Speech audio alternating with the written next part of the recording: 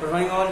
आज का हमारा टॉपिक है चिड़चिड़े ग्राहकों को संभालना है। कस्टमर सर्विस जो हमारा टॉपिक चल रहा है उसी के अंतर्गत आता है चिड़चिड़े ग्राहकों को संभालना। मतलब जो ग्राहक हमसे नाराज़ हैं या हमारी कस्टमर सर्विस से नाराज़ हैं और या फिर हमारे स्टोर में कई बार आ गए हैं वो और उनको हर बार परेशानी का सामना करना पड़ रहा है, तो वो कई बार बहुत ज़्यादा चिड़चिड़े से हो जाते हैं। तो उनको किस प्रकार से संभालना है। रुष्ट ग्राहकों को संभालने के तरीकों की सूची बनाना है। मतलब जो रुष्ट ग्राहक हैं उनको संभालने के क्या क्या तरीके हो सकते हैं उसकी सूची बनाने में हमें मदद मिलेगी ये टॉपिक पढ़ने से। इसके अलावा ग्राहकों की शिकायतों को हल करने के लिए उपायों की पहचान करने में हमें मदद मिलेगी। ग्राहकों की शिकायतों की गहराई में कैसे जाएं इसको समझने में हमें मदद मिलेगी। शिकायतों की प्रकृति की पहचान करने के लिए विश्लेषण करने में, मतलब ये सभी हमारे जो उद्देश्य हैं रुष्ट और जो नाराज ग्राहक हैं उनको संभालने के। ग्राहकों को संभालना यह स्वाभाविक है कि बेहद असंतुष्ट ग्राहकों को दुकान के कर्मचारियों को गुस्सा आ जाए और खराब प्रतिक्रिया दे। ऐसे मामलों में विक्रेता को ग्राहकों को संभालने के लिए उचित कदमों का पालन करना चाहिए। तो जो ग्राहक नाराज हैं, हमसे परेशान हैं या चिड़चिड़े हुए हैं उनको हमें किस प्रकार संभालना है उसकी सूची यहाँ बनाकर दी गई है। सुनना, ग्राहकों को धैर्यपूर्वक सुनना। सबसे पहले जो ग्राहक हमसे परेशान हैं या चिड़चिड़े हो गए हैं उनको सबसे पहले हमें ध्यानपूर्वक धैर्यपूर्वक सुनना चाहिए। नाराज ग्राहकों को नम्रता से सेवा क्षेत्र से दूर लेकर जाएं ताकि दूसरे ग्राहकों को कम से कम अशांति का सामना करना पड़े। मतलब जो ग्राहक नाराज हैं, चिड़चिड़े हो गए हैं और चिल्ला रहे हैं हम पर और हमारे स्टाफ पर, उनको पहले जो हमारा फ्लोर है उससे दूर कहीं ऐसे स्थान पर लेके जाएं जैसे कस्टमर सर्विस डेस्क हो गई, वहाँ लेके जाएं और वहाँ पर उन्हें बैठाएं अच्छे से। उसके बाद उनसे माफ़ी मांगकर, मतलब अपनी गलतियों को स्वीकारना, माफ़ी मांगकर गलतियों को स्वीकारें और मुद्दे को सबसे अच्छे संभव तरीके से सुलझाने का आश्वासन कस्टमर को दें। उसके अलावा ग्राहकों से पूछें कि वे क्या चाहते हैं। अब नाराज ग्राहक है तो उससे ये पूछें कि सर आप चाहते क्या हो, जो आप चाहोगे वैसा हम करके देंगे या उसके अनुरूप हमसे जो बनता होगा वो करके देंगे। इसके अलावा बताएं कि संगठन समस्या विभिन्न तरीकों से हल कर सकता है और उनको 2-3 आंसर दें, अपने हल करके बताएं कि सर आपको इसके हम 2-3 तरीके से आपकी समस्या को सुलझा सकते हैं, उसमें से आपको कौन सा ज़्यादा अच्छा लग रहा है। निचले स्तर पर प्रभावी समाधान नहीं हो तो शिकायत को उच्च अधिकारियों के पास भेजना। अगर हमसे नहीं हो रहा है तो हमारे उच्च अधिकारियों को सूचित करना। पूछताछ, एक बार समाधान मिल जाए तो ग्राहक से पूछना कि क्या समाधान से संतुष्ट हैं या नहीं हैं। इसके अलावा फिर आता है प्रतिक्रिया प्राप्ति। ग्राहक से प्रक्रिया का अनुरोध करें। ग्राहक से पूछेंगे सर हमने जो आपको सॉल्यूशन दिया है वो आपको अच्छा लगा नहीं लगा और सब हमारी तरफ से क्या कमी रह गई थी, ये सभी जानकारी लें। इसके अलावा ग्राहकों की शिकायतों को हल करने के कुछ प्रमुख तरीके इस प्रकार हैं। शिकायत की वास्तविक प्रकृति का विश्लेषण पता लगाएं कि वो उत्पाद मूल्य और मूल्य में गलती इत्यादि में से किससे संबंधित हैं।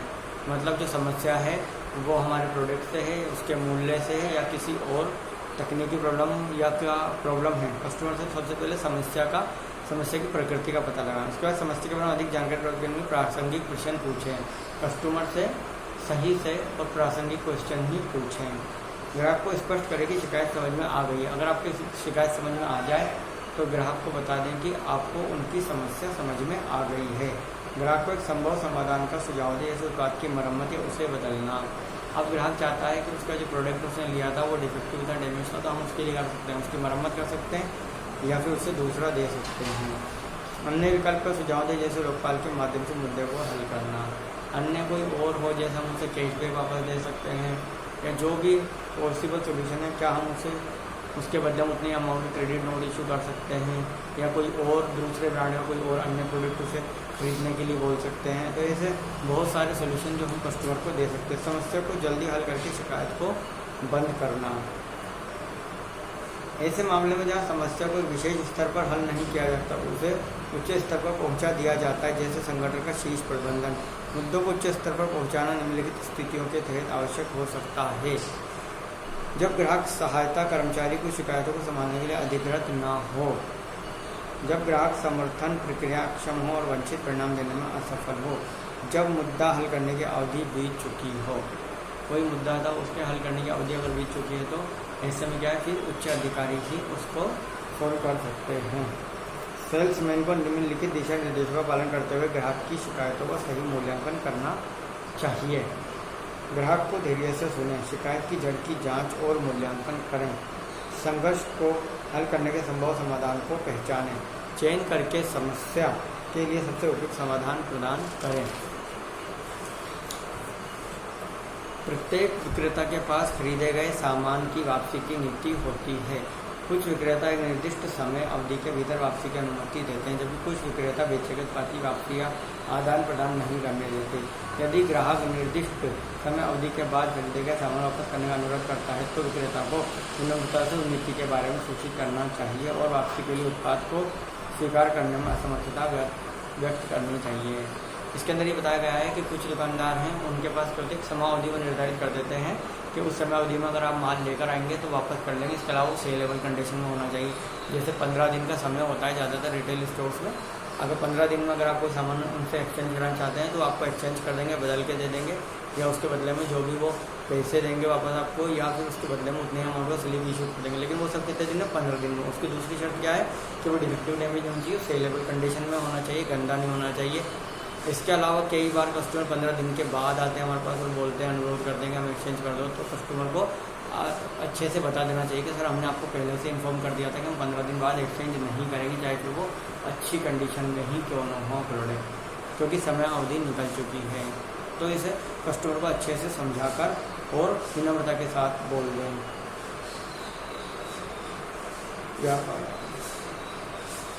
शिकायतों से निपटते वक्त ग्राहक की निष्ठा को बनाए रखना। शिकायतों से निपटते वक्त ग्राहक की जो भी शिकायत है उससे निपटते वक्त जो ग्राहक की हमारे अंदर निष्ठा है उसे हमें बनाए रखनी है। मतलब जो विश्वास है ग्राहक का हमारे अंदर वो भी हमें बनाए रखना है। ग्राहक की निष्ठा बनाए रखना। ग्राहक की शिकायत से निपटते वक्त विक्रेता को सुनिश्चित करना चाहिए कि ग्राहकों की निष्ठा बनी रहे। निम्नलिखित सुझावों का पालन करें, इससे संभव बनाया जा सकता है। ग्राहक का हमें विश्वास किस प्रकार बना रहेगा? पहली बात तो ये, ग्राहक के साथ शांति और विनम्रता से निपटे। रुष्ट ग्राहकों से भी, चाहे से वो नाराज ग्राहक ही क्यों ना हो। ग्राहकों की समस्याओं के बारे में चौकन्ने रहें। ग्राहकों की जो भी समस्या है उनके बारे में चौकन्ने रहें और वो समस्याएं ग्राहकों को ना आए ऐसा प्रयास करते रहें। ग्राहकों से बहस करने की बजाय उन्हें उचित समाधान उपलब्ध कराएं। ग्राहकों से बहस ना करें बल्कि उन्हें उचित समाधान उपलब्ध कराएं। कुछ ग्राहक उन्मुख सुझाव जिनका पालन करना चाहिए वे हैं। ग्राहकों को ध्यान से सुने, उन्हें पहले बात खत्म करने दें। जो ग्राहक बोल रहा है उसकी सुने, उसे अच्छे से सुनने के बाद ग्राहक को पहले बोलने दें। उससे सुनने के बाद ही आप कोई प्रतिक्रिया दें। विनम्र, चिंतित, ध्यानपूर्वक और सादगी भरे तरीके से प्रश्न पूछा जाना चाहिए। आप जब भी क्वेश्चन पूछे तो आप कैसे दिखें? आपको विनम्र दिखना चाहिए, चिंतित दिखना चाहिए और ध्यानपूर्वक और सादगी से ऐसे आपके हाव भाव होने चाहिए। सब्वे को ग्राहक की जगह रखकर देखें। दोष दिए बिना माफ़ी मांगे। कस्टमर को दोष दिए बिना ही अगर आपको गलती है तो माफ़ी मांगे। ग्राहकों से पूछकर जानकारी प्राप्त करें कि कौन सा समाधान उन्हें स्वीकार्य है। जब हमने ग्राहक को 3-4 समाधान सोल्यूशन बता दिए हैं तो ग्राहक से पूछे कि उसमें से कौन सा उसे अच्छा लग रहा है और कौन से के साथ वो जाना चाहेगा। समस्या का समाधान करें या कोई ऐसा व्यक्ति ढूंढे जो उसे शीघ्र हल कर सकता हो। मतलब समस्या का समाधान ढूंढें और कोई ऐसा व्यक्ति, मैनेजर जो उसके जल्द से जल्द समाधान कर सकता हो उसे बताएं और उस समस्या का जल्द से जल्द समाधान करें। इसके अलावा उपभोक्ता और व्यापारी के विशेषाधिकार क्या हैं? व्यापारी वह व्यक्ति है जो कारोबार, व्यापार, व्यवसाय या शिल्प से संबंधित गतिविधियाँ करता है। शब्द व्यक्ति का यहाँ अलग अलग अर्थ है। यह एक व्यक्ति या एक कंपनी, दान या सामाजिक कार्य करने वाला गैर लाभकारी संगठन, एक स्थानीय लोक प्राधिकरण हो सकता है। यह सरकारी विभाग भी हो सकता है। याद रखिए, यदि व्यक्ति कारोबार को आगे बढ़ाने के लिए खरीद या व्यापारी के सौदा करता है, मतलब यदि एक व्यक्ति व्यावसायिक प्रयोजन के लिए बिक्री के लिए उत्पाद की खरीद करता है तो वह कानूनी अर्थों में उपभोक्ता नहीं माना जाता। उपभोक्ता उस व्यक्ति का प्रतिनिधित्व करता है जो खपत के लिए उत्पाद की खरीद करता है। मतलब उपभोक्ता और व्यापारी में क्या अंतर है? व्यापारी वो है जो सामान को अन्य व्यक्ति को बेचने के लिए खरीद रहा है, वो तो क्या है? व्यापारी है।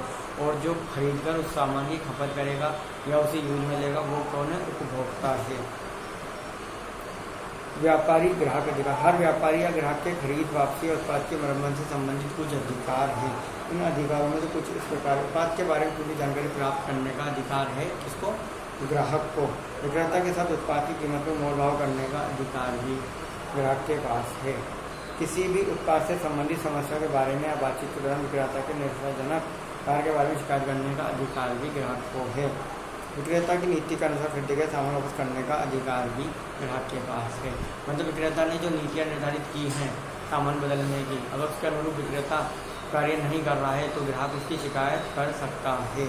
दूसरा है किसी भी उत्पाद से संबंधित समस्या के बारे में या बातचीत के दौरान विक्रेता के निराशाजनक व्यवहार के बारे में भी ग्राहक शिकायत कर सकता है। इच्छा के अनुसार उत्पाद खरीदने का अधिकार है। ग्राहक चाहे जो सामान खरीद सकता है और जो चाहे वो नहीं खरीद सकता। उत्पाद के बारे में पूरी जानकारी प्राप्त करने का अधिकार भी ग्राहक के पास है। वो आपसे उत्पाद के बारे में कोई भी जानकारी मांग सकता है।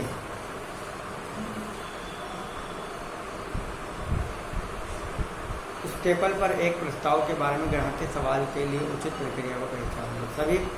हम सभी प्रकार के स्टेपल बेचते हैं। हमारे पास 5 किलोग्राम चीनी पर विशेष छूट है। हमारे यहाँ विशेष ऑफर है 5 किलोग्राम बासमती चावल, 5 लीटर सनफ्लावर तेल, 2 किलोग्राम चीनी। मतलब इस प्रकार से जो भी आपके चल रहे हैं ऑफर उसके बारे में ग्राहक को पूरे तरीके से बताएं।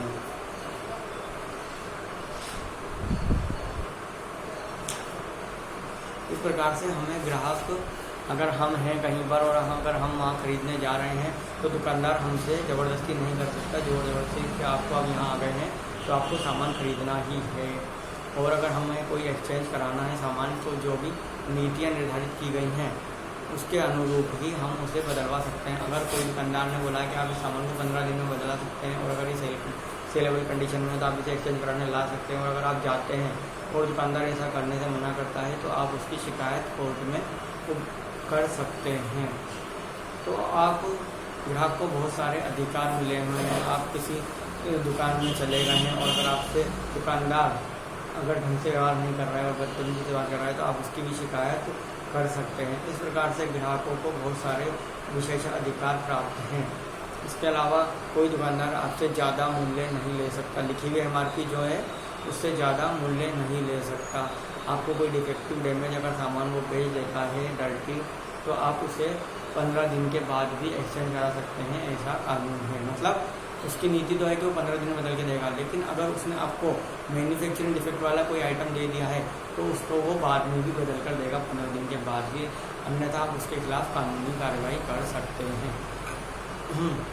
इसके अलावा अगर दुकानदार के यहाँ आप जा रहे हैं तो आपसे जो मूल्य MRP अंकित है उससे ज़्यादा वो नहीं ले सकता। इस तरीके से ग्राहकों के बहुत सारे अधिकार हैं, उनको ग्राहकों को पहचानना चाहिए, समझना चाहिए और उसके अनुरूप ही कार्य करना चाहिए। इसके अलावा आप जब भी किसी रिटेल स्टोर में जाते हैं तो आप वहाँ पर किसी भी प्रोडक्ट की कोई भी जानकारी मांग सकते हैं उनसे और उनका कर्तव्य बनता है कि वो आपको पूर्ण जानकारी प्राप्त करें, आधी अधूरी जानकारी नहीं दें। जब भी आप किसी इलेक्ट्रॉनिक स्टोर में जाएं तो आप उसके बारे में पूरी जानकारी ले सकते हैं। वहाँ पे जो कस्टमर केयर एसोसिएट से करते हुए बनता है आपको उसके बारे में सभी जानकारी देगा। आपको कोई आधी अधूरी जानकारी देकर कोई प्रोडक्ट ना बेचा जाए, ये आपकी भी जिम्मेदारी, आपको भी ध्यान रखना है। इस प्रकार से कस्टमर सर्विस बहुत बड़ा चैप्टर है रिटेल का, जिसके अंदर बहुत सारे ग्राहक के अधिकार, दुकानदार के अधिकार सभी हैं। अब आपको भी दुकानदार की बहुत सारी मजबूरियाँ समझनी चाहिए। जिस प्रकार से आप अगर 15 दिन बाद जाएंगे तो उसने भी क्या, दुकानदार ने आगे से जब माल उठाया था तो उसने भी वहाँ पर विक्रेता से माल खरीदते समय 15 दिन का अनुबंध किया था कि 15 दिन 20 दिन का अनुबंध उनका होता है महीने भर का, तो 15 दिन का टाइम आपसे लेते हैं, 15 दिन का टाइम उनको मिलता है एक्सचेंज कराने के लिए आगे।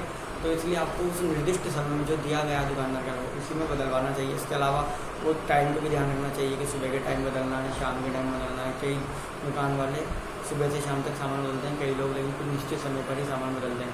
इस प्रकार से हमें दुकानदार की भी परेशानियों का ध्यान रखना चाहिए।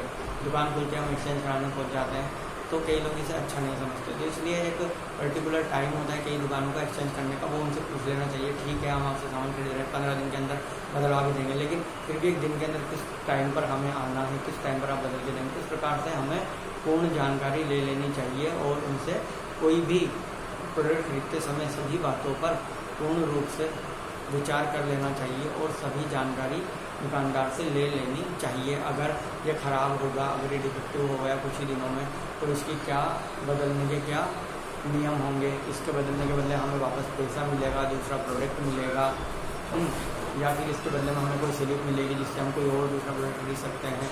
तो इस प्रकार से हमें दुकानदार से सभी जानकारी ले लेनी चाहिए, सभी बातें पूछ लेनी चाहिए, जिससे कि बाद में हमें किसी प्रकार की कोई दिक्कत ना हो और ना ही दुकानदार को किसी प्रकार की कोई दिक्कत हो। Thank you.